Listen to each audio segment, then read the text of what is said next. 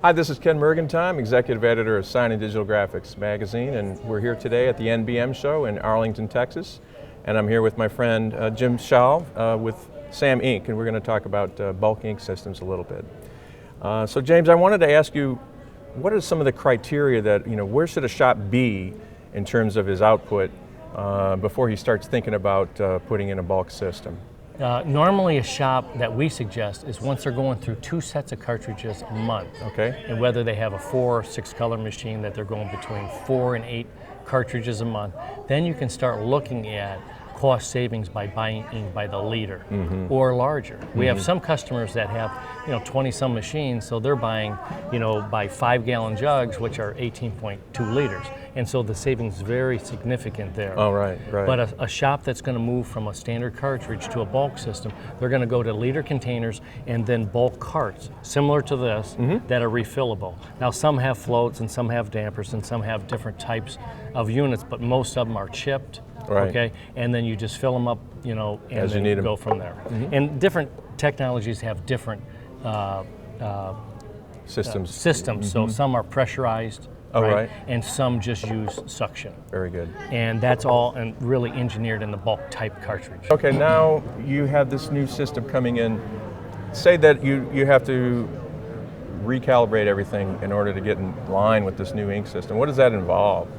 Well, if you're changing complete ink systems, because anytime you change from an OEM manufacturer to a third-party ink, there's a chance that the third-party ink might not match the OEM exact color gamuts. Right. So you need to write a profile or contact the manufacturer that you're getting the ink from and have them write the profile. There's some ink manufacturers that know their inks don't match OEM, and so what they'll actually do is they'll come in, flush your system, put the new inks in, and actually write profiles for you, and that really locks you into their ink.